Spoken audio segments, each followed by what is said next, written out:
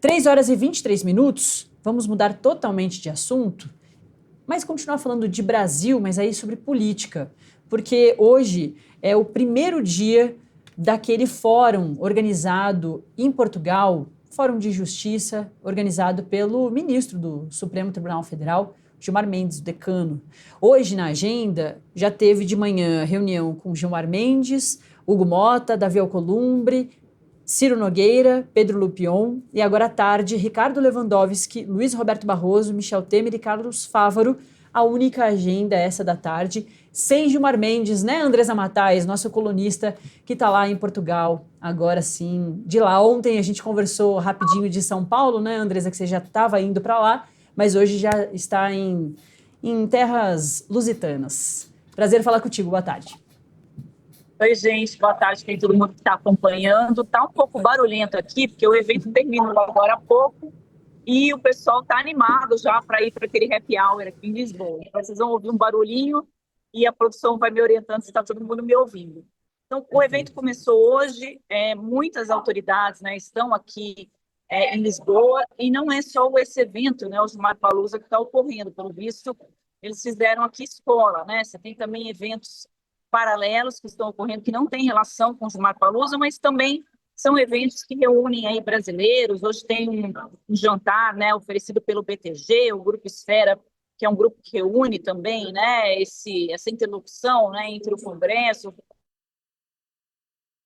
também está por aqui. Também tem um evento da extrema-direita. Em relação ao evento aqui onde eu estou, do Gilmar Palusa, hoje se colocou muito nos painéis, são vários painéis que ocorrem ao mesmo tempo, e o tema do evento é como que essas novas tecnologias, principalmente a inteligência artificial, pode ser usada, né, de uma forma benéfica e não prejudicial às pessoas, né, principalmente no que diz respeito ao sistema judiciário do país. Então, o ministro Gilmar Mendes, né, que é quem organiza esse evento, em parceria aqui com a Universidade de Lisboa, ele colocou muito essa questão, né, que a inteligência artificial ela pode ser um grande instrumento para a sociedade, o desenvolvimento da sociedade, mas, ao mesmo tempo, ela não pode ser algo que engula, né, as pessoas com todas essas coisas que a gente vê que não são boas, né, com relação a tanto a inteligência artificial, você pode criar diálogos de pessoas que não são elas que disseram, tanto os vídeos, né, que são chamados de deepfakes,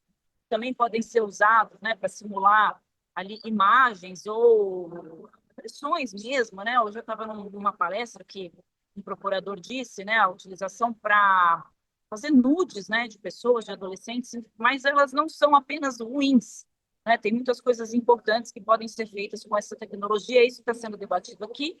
O presidente da Câmara, Hugo Mota, também está aqui no evento, e ele falou mais cedo da agenda, né, que o Congresso está tocando com relação à regulação das redes sociais.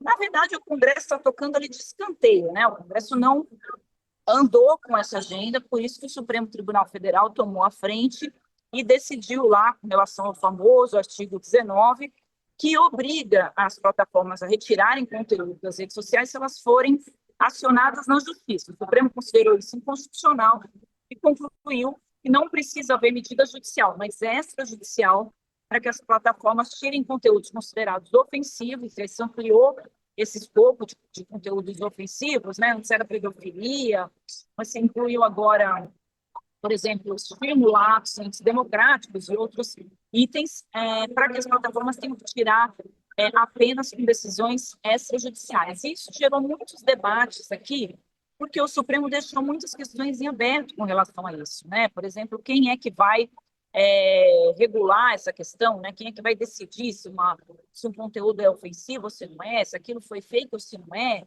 se o objetivo da pessoa que fez era distorcer a realidade ou se aquilo era uma opinião dela. Isso são pontos que estão muito abertos, que foram muito debatidos aqui nas mesas, né, nas quais eu participo. Porque você pode, né, correr o risco, se não tiver uma definição muito certinha do que é isso, de resvalar ali por uma censura e não por uma questão de opinião, que as pessoas possam dar. Essa ocupação do Supremo, né? A ministra Lúcia falou durante o julgamento que não se trata de uma censura, mas de você conseguir colocar um freio, né, nisso que a gente tem assistido nas redes sociais. O evento continua amanhã E depois de amanhã também ainda tem muitas mesas de debate com relação a esse tema, né?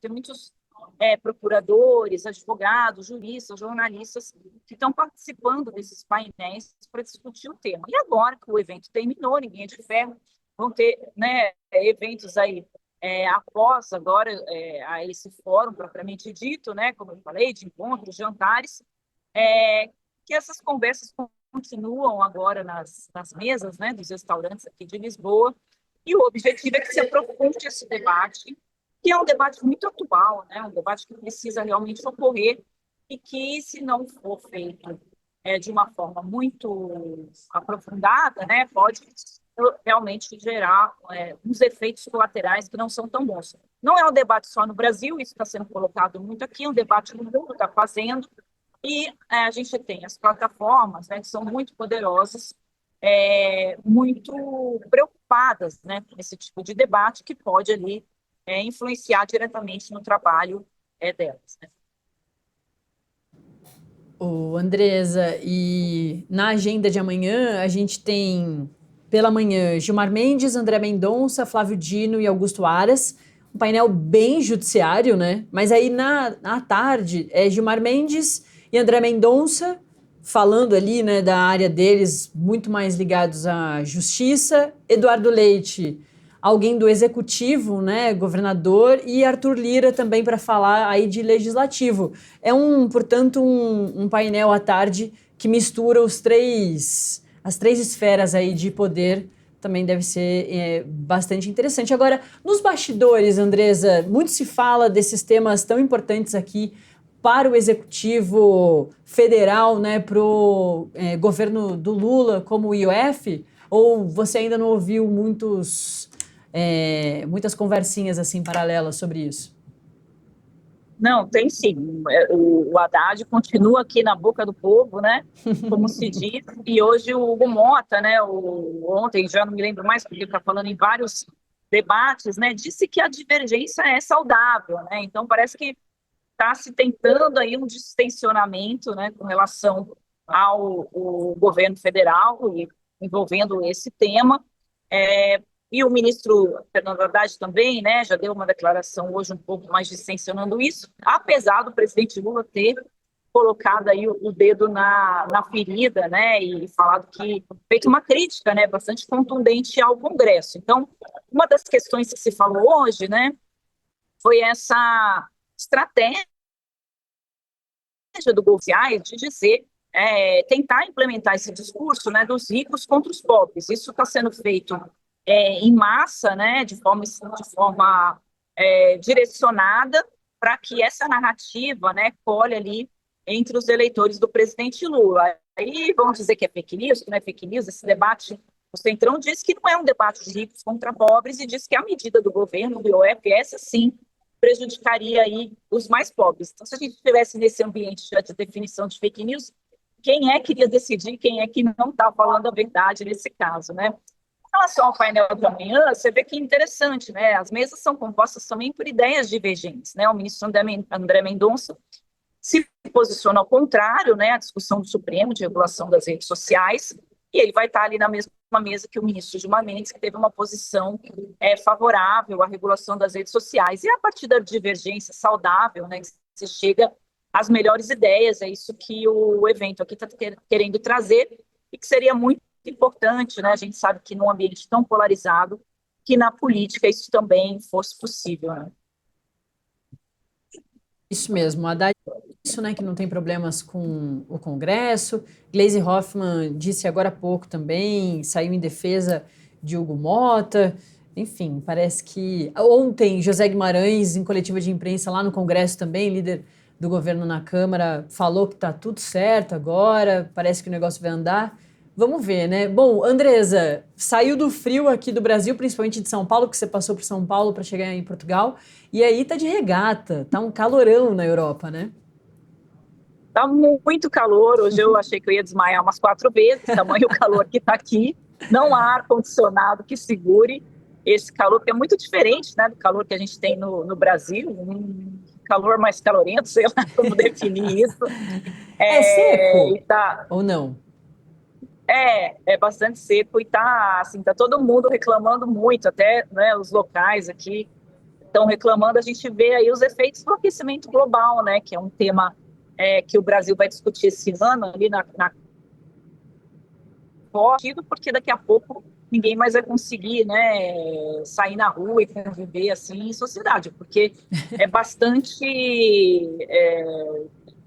é difícil mesmo, né? E eu tô com dó dos homens aqui, porque o evento aqui exige que eles usem terno e gravata, aquela coisa que a gente não consegue entender para que isso, né? Exato. Então, nesse ponto, nós mulheres levamos vantagem, podemos colocar os nossos vestidinhos, ficamos lindas, elegantes e não passamos tanto calor quanto os homens que precisam estar de terno e gravata.